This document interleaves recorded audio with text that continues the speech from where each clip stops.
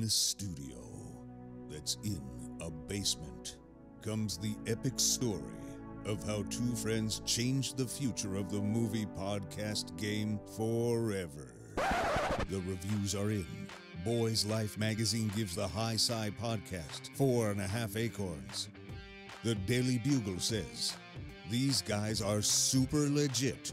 And Pope Francis declares the podcast as life-affirming. From the kid who tried to get smart with David Spade and got fucking old. You're still out. You're still bad. And the guy who can name all four Baldwin brothers. Alec, William, Daniel, and the baby boy, Stephen. Live from the studio of his parents' basement. The Have You Seen It podcast.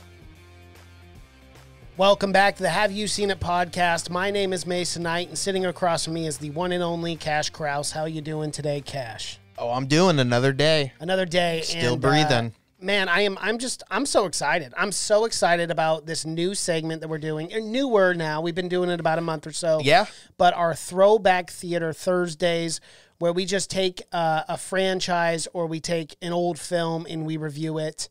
It kind of mixes it up on this podcast, yeah. And I like it a lot. But the reason why I'm so excited is today we are reviewing Pirates of the Caribbean, The Curse of the Black Pearl. Well, we started doing some summer blockbusters. We did. We started with Indiana Jones because there's no summer blockbusters coming out now. Mm-hmm. So we decided that'd probably be a good idea. So why not go to the biggest Disney property, Pirates of the Caribbean? Yeah. And when I think of summer blockbusters, I think of these type of films. Right. Just action-packed and so much fun from beginning to end. So much fun. It's based on a ride, and that is what it makes you feel like you're on. A fucking ride the entire time. Phenomenal job in this first film of literally every single thing. There were so many nods to the nod to the head or whatever, nod to the cap that about the ride within this game or within this film that they just did so brilliantly. I loved it. But they never beat you over the head with it. It was never in your face. They added it where it was appropriate. You would only know if you were like a pretty big fan of the ride, you know. You would only know with like the keys with the dog and like the and then the guy drinking too. Yeah, exactly. You know, where he's swaying on the box. But I love the ride. The ride's awesome. It still holds up. The ride. Absolutely. Well, it's been redone a ton. It has. And now they have Johnny Depp in it. They do. But yeah, talk about this movie. It was the perfect combination. We got to go back. We got to go back to the dark ages, 2003. Yeah. Things were just looking good in 2003. Well, I don't know if they were looking I don't good. know everything. Bush was president. Bush was president. We're coming on. We were on a lot of wars. An Iraq war. Yeah. We just had 9/11. So, we were dealing with some economy-wise, things were probably looking good. Yes. And especially for Disney. They were opening up parks everywhere. It was looking fucking good. But, and Johnny Depp, this film put Johnny Depp, I mean, I didn't put him on the map, but it put him as it catapulted him into that as a leading, superstar. and it's someone that you can bank on to make a ton of money and put him in anything. Mm-hmm. Because before, he was doing like Tim Burton stuff and smaller stuff, but...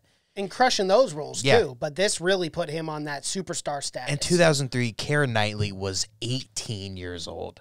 Wow. 18 in this film. That's insane. Wild. That is so crazy. Because she comes across so mature. Yeah. Like, even in this film, that I would have never guessed she was 18 in this. And she's a smoke show in this. That she is. She is I will not deny that. Keira Knightley is someone that in some movies I think she just looks kind of all right. Mm-hmm. But then in other movies I think she's just fucking unbelievable. Yeah. And they had to make her up behind, I've seen the special features where they had to make it so it looked like she had much larger boobs in this. She talks about constantly because she says that she has no boobs at all. Right. They had to make it's a makeup trick that makes you.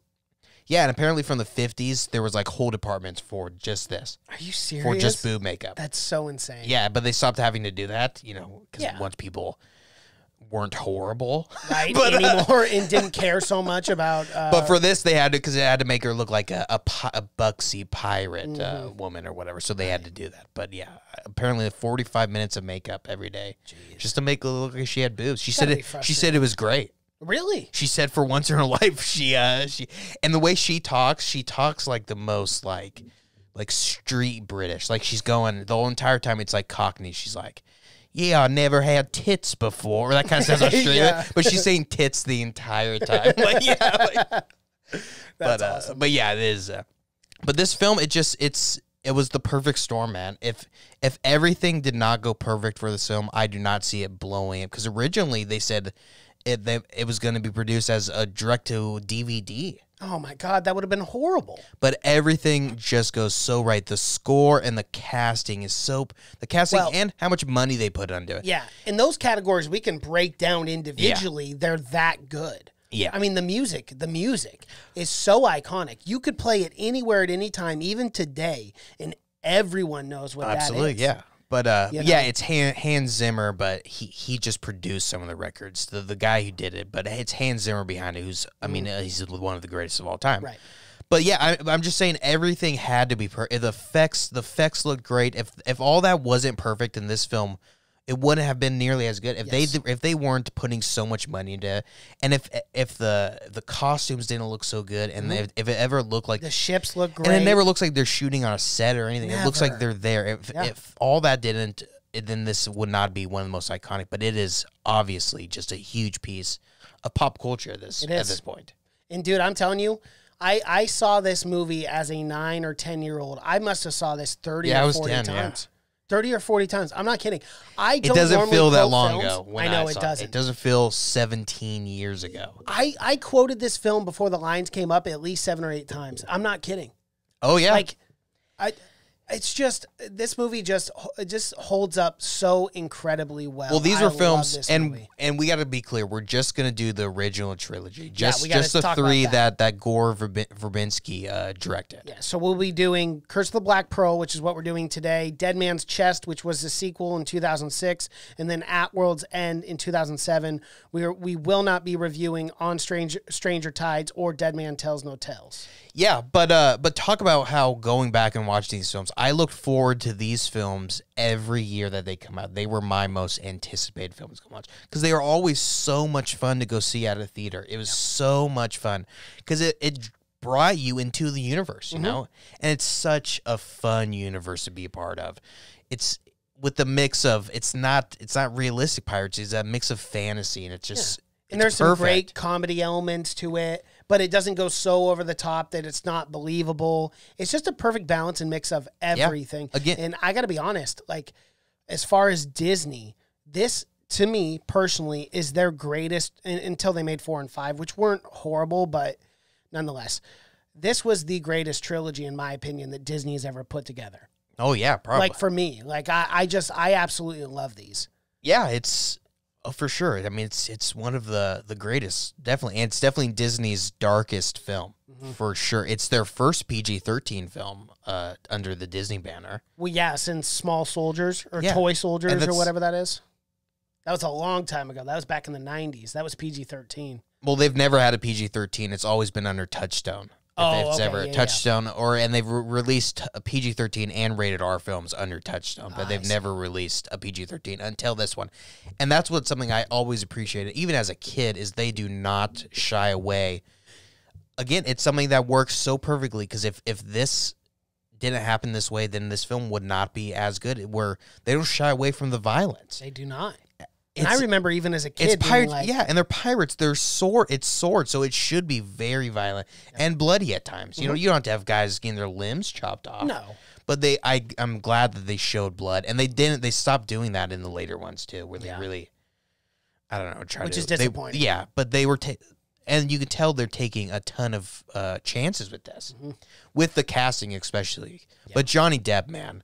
I mean, we talk about him enough. Of course. But he was born for this. He was born to play Jack And the Sparrow. fact that he just loved this role. I mean, people make fun of him all the time with getting, like, the real tattoo and the gold tattoo. But there's nothing wrong with it, man. No, not at all. I mean, if you can be an iconic and that's the guy you want, like Jack Sparrow, to be that character. Like, why would you not get that tattoo? Why would you not just solidify the fact that you are an iconic character that will live on throughout time?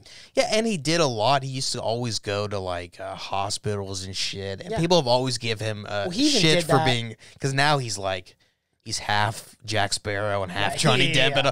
But he just loved the character. I don't think there's anything wrong with that. No, he had nor fun do with I. it. Yeah. Even though he did start to phone it in with like not With learning the the last lines film and shit. on Stranger Tides, yeah.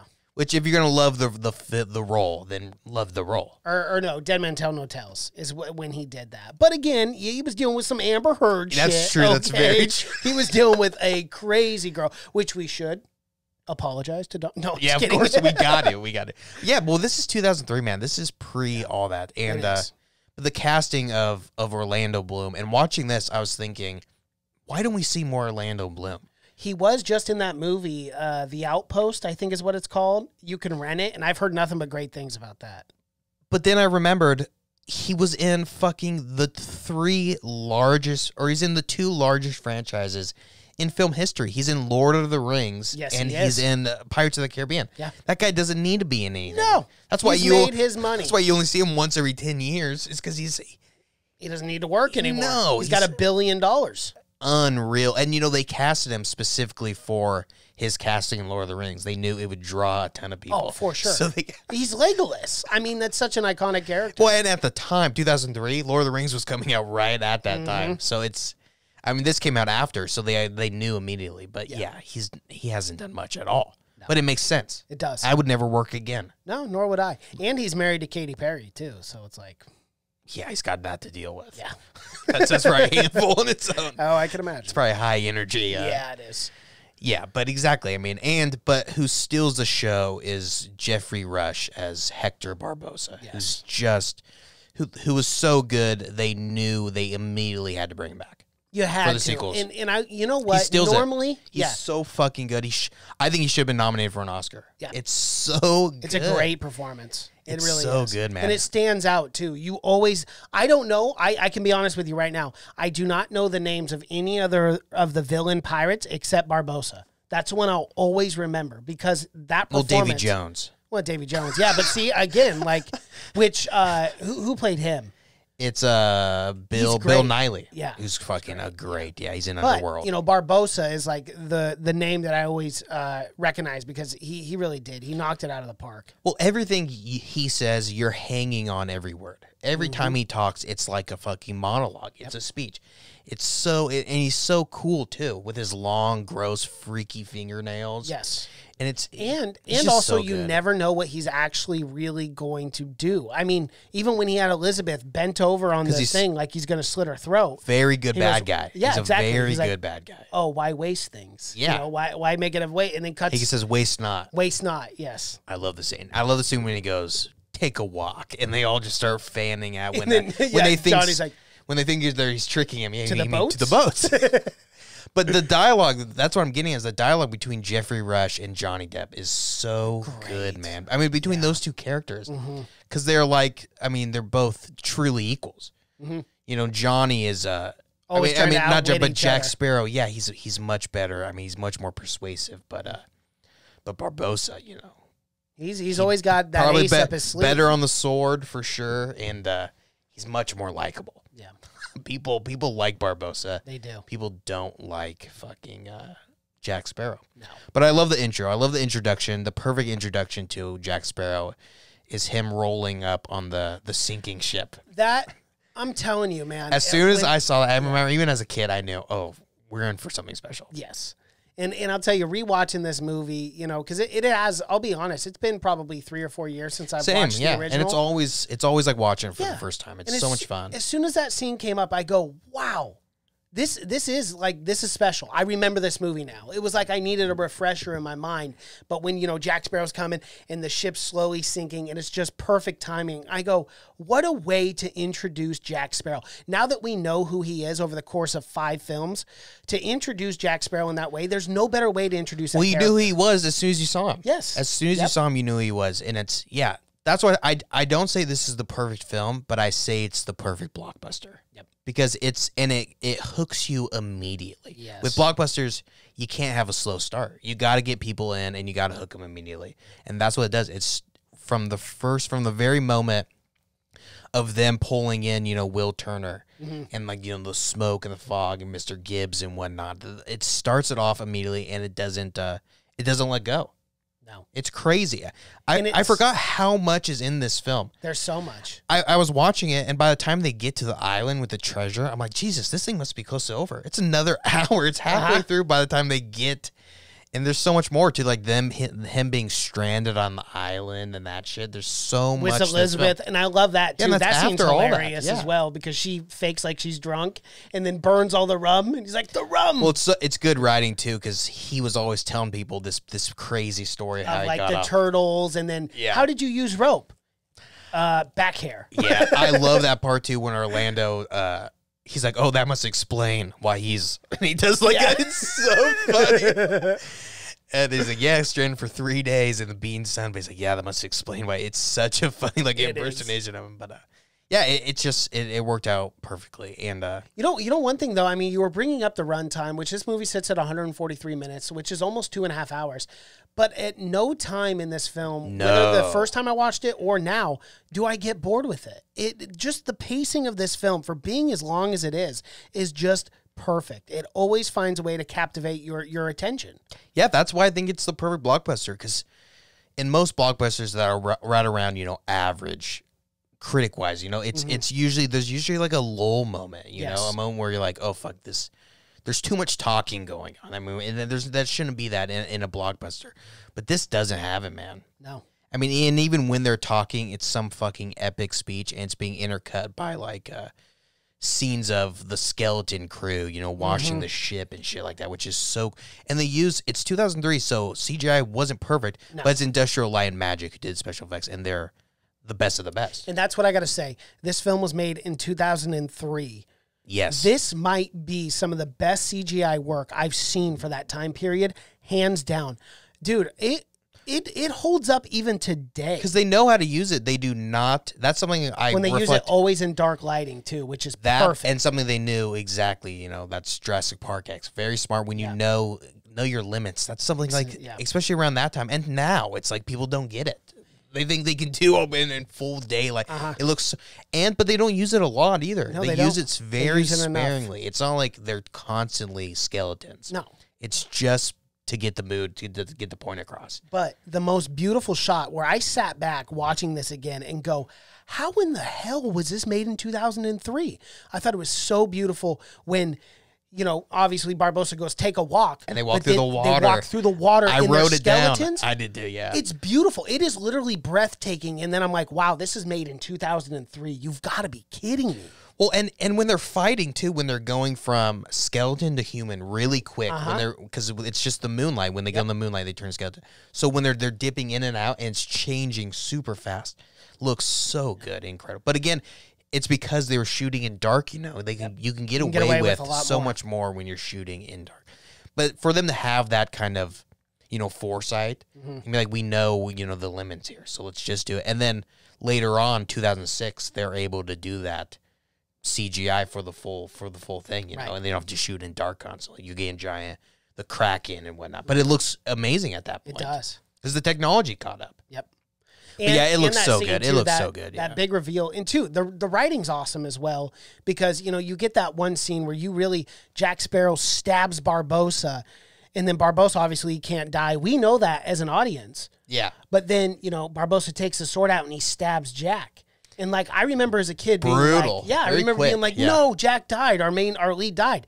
And then it's such a brilliant reveal because he's a pirate. And then, he backs out into the moonlight and he goes, interesting. And then he's dabbling the Cortez gold coin through his finger. Such good writing. Yeah, it is. And it looks so good. And this film, it went through a ton of rewrites.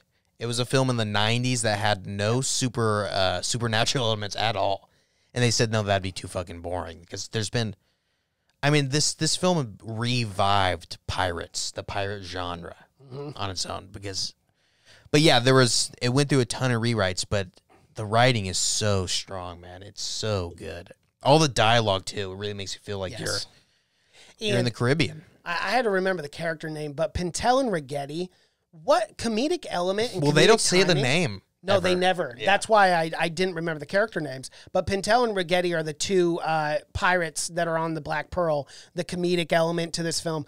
I love those two together. They were so funny. And then you see them again, later in the It's other so movies, funny but- that they end up being like real, like family friendly. Like they end up being the crew of the Black Pearl. But people forget that at the start, they are murdering people. They are murdering people. I forget that watching going back and be like, oh, these guys really become the comic relief. They like do. that. But these guys are straight up Killing pillaging people. and murdering people. People forget that all this first crew of the Black Pearl that we see constantly throughout. Yeah. They were They're horrible. They're horrible pirates who just kill innocent people. But then they become kind of But real somehow good they're guys. likable. Yeah, Yeah. they become real good. But I love that intro of when they first attack, when she falls into the water with water, the and medallion. then you They see go the boom. vroom. Yeah. Yeah. Everyone kind of sees it, and I love that the Black Pearl, it's a small detail, but wherever it goes, like fog and mist, even when they're chasing after Norringtons, Yeah. you see them going, and then as you see behind, it's just behind the Black Pearl, it's like fog and smoke falling everywhere it goes. That's such a small CGI thing to do, but it adds an element to it. Exactly, yeah. And not only that, but there were kind of two comedic duos in this as well. You got Mulroy and Cotton, Mulroy and Murtaugh, which were the two British soldiers that I Yeah. also found hilarious throughout this whole They thing. are in later too as well. They are, They yeah. end up joining the crew if you don't remember. Yeah, but look how many people are in this. Johnny Depp, Jeffrey Rush, Orlando Bloom, Keira Knightley, Jack Davenport, Jonathan Price plays the High Sparrow. And High I mean, Sparrow. he's been in everything. But I love him in this as Governor Weatherby Swan. Oh yeah, he's awesome, and he has a tragic ending to his character, unfortunately. He does, yeah, of but course. we won't get into that yet. No. But yeah, I mean, because there's so many side characters, and Mr. Gibbs, who's great. Mm-hmm. But there's so many side characters, and they're all fucking fantastic. And perfectly casted. And a young Zoe Saldana, by the way, a 23-year-old, in like one of her first roles, which is she's not even on there. No, she's not. She was the pirate. Yeah, they're all Yeah. pirates. Well, yeah. But I mean, the pirate one who wanted the ship, Johnny Depp. she was the slapped only her. female Yeah, pirate. right? Yeah. She was she hated working on this film. She said. Really? She said she almost quit, almost ruined her career. No way. Yep. Yeah. Huh. Because it That's said there's interesting. just everyone. They said it was because it's such a huge, and it was like her first film. But this is like had this as your first film. Yeah, that would be hard. Because she said there's so many execs and people taking advantage of each other, and everyone was talking down to everyone. Well, and this is before, everything that happened in Hollywood, so I'm sure she was probably harassed. yeah, She's a probably. lower, I don't. That's what she said. Unfortunately. She said everyone was talking down to everyone that was lower than them. Yeah. So Which- directors were that's so talking shit. annoying. It's a horrible environment. Yeah, it's such a terrible Yeah, work that's what environment. she said. Directors were talking down to PAs, and she. It's like, why? Why do you Yeah, gotta do that? I don't know, but that's what she said. But I mean, the product. Product's fantastic. You cannot. Sometimes you gotta cannot chop some debate money. the Yeah, you product. gotta break some eggs. But yeah, the product was very good. The score, everything. Yeah, and the scores, as we brought up earlier, it's so iconic. The dun dun dun dun dun dun dun dun dun dun dun dun. Yeah. Like it's just very adventurous. It's like a score gets from you going. John Williams with Indiana Jones and stuff. yeah. As soon as it's you hear it, you feel, oh shit, Yeah. stuff's about to crack off. Yeah, it gets you going, which is what a good score should do, especially for an adventure film. And it hits the head right on the nail, man. It does. I wanted to, when I saw this film, all I wanted to be was a fucking pirate. Yeah. I mean, it makes the world look, except then I realized I don't like being wet. That's true. And they're all soaking We wet got to walk constantly. the plank a few times. You do. Be stranded on islands. It's never good. Well, I'm not mad about that. Oh, okay. Yeah. Especially if you have a Rum? repertoire of rum everywhere, like freaking. Yeah. I love 300. how she's like, so you just sat on the beach for 3 days drinking one. Man, there's a ton of food, dude. he pretty much went on vacation. Yeah, that's what it was. They mutinied him off and they thought they were killing him. They just, And lo and behold, it was a resort, a vacation resort. it really was Yeah, a he got lucky there. beautiful inhabited island. But Unfortunately, though, Norrington's men eventually got to those rum runners, and Elizabeth Swan, she's the one that destroyed all later that.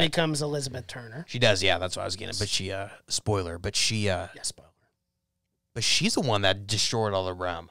She did. She burned all of it. Which I don't know why you would do Why is that. the rum always gone? Man, I know, just why keep is saying the it. rum He's always like, gone? but Yeah, yeah, I love the ending of this film too when he's like, Elizabeth, it would have never worked between you and I. Well, that's just the characters. So Jack, it's so well written. It's like it was written for Johnny Depp. Like they had him specifically in mind because he's so good at times. He's so likable. Yeah, you would have had to have had him in mind for this. I just think he saw the role and he's like, "This is me."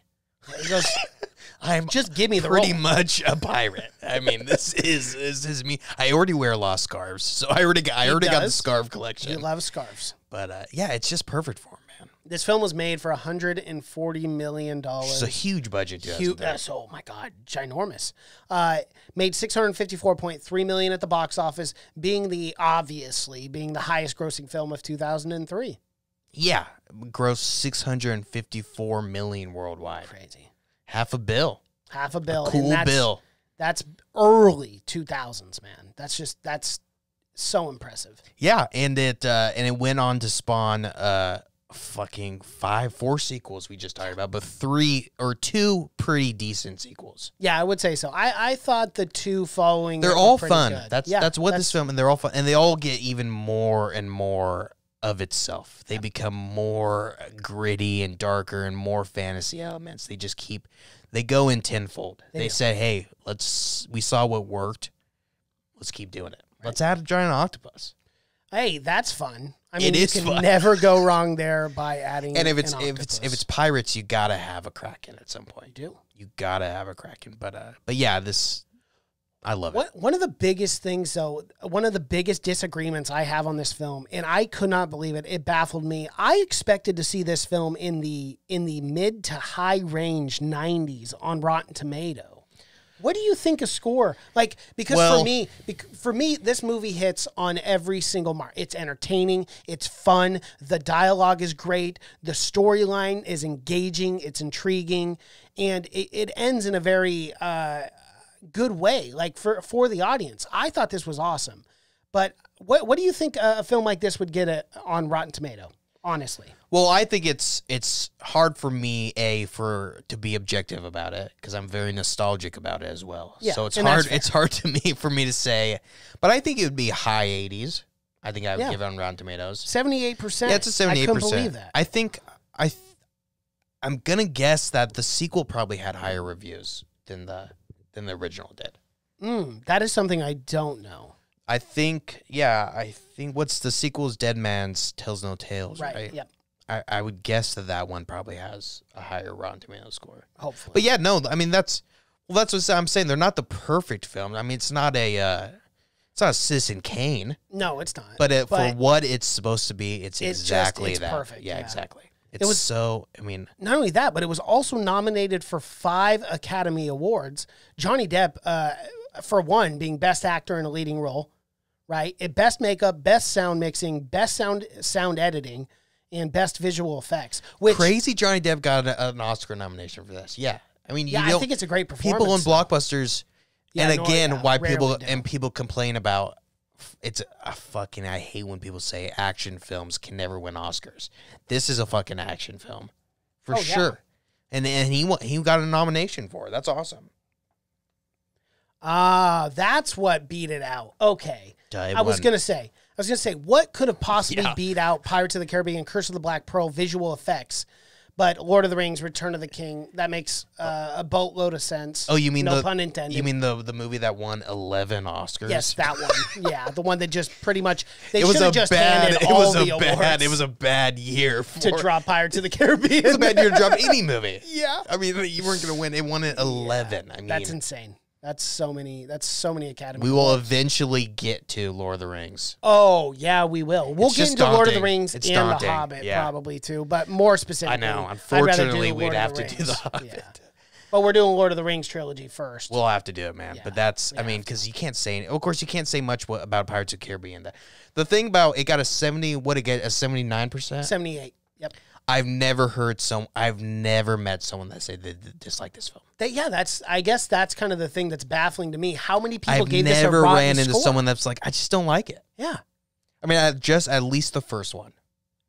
I think everyone, I mean, because it's so iconic. It man. is. It's so Everyone good. was being fucking Jack Sparrow for Halloween. Oh, yeah, that was Everyone a big, was doing the That was a big thing. I started drinking heavy rum.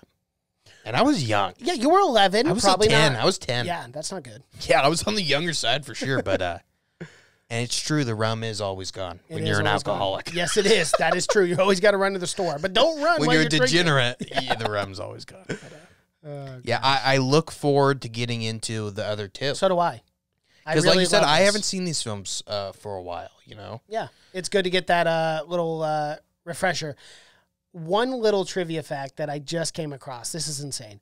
Robert De Niro was offered the role of Captain Jack Sparrow, but he declined, thinking that the movie wouldn't do well at the box office because pirates movies were in the past. Yeah, well, and originally when it was going to be direct-to-video, Christopher Walken and Matthew McConaughey were both looked at. Because Matthew McConaughey shares a striking resemblance to Burt Lancaster, who was in a ton of fucking pirate films in like the 50s and the 60s. Yeah. So he was going to be in it when it was going to go direct-to-video. Isn't that crazy? Yeah, I mean, Matthew McConaughey, not a terrible choice. I could actually see him playing it, not to the level that Johnny Depp did, because he was born for the role. But I think no one Matthew could do a better McConaughey job wouldn't than. have done bad. Yeah, I mean, if your fucking pirate is from Austin, Texas. Well, if he's an actor, he would have worked on his. Well, he just acts as a guy from Texas always. Right. Which he just is. Yeah, he is. Some could say it's not acting. Okay. How dare you insult him like that? He's not listening. Okay, no, he's not. Alrighty, well, do you have anything else on this? I don't. I love it. Yeah, I mean, same, I plain feel and like simple. Everyone has seen Pirates of the Everyone's Caribbean. seen it. There's not anything that we said. 30 and younger, you've definitely probably grew up on this franchise. Alrighty. Well, that is our review for Pirates of the Caribbean, The Curse of the Black Pearl. If you guys like what you've seen here and you're watching on YouTube, please be sure to like this video, comment below, subscribe to the channel, and hit that bell notification as we drop videos here every single day. If you want to check out our podcast, you can find it on iTunes, Spotify, SoundCloud, Google Play, and Stitcher. Our social media pages, Twitter, Seen It Podcast. Cash is on Twitter. That's just Cash. Instagram, Have You Seen It? Facebook, Have You Seen It Podcast. Thank you so much for watching and listening. My name is Mason Knight. That is Cash Krause, and until next time. Bye.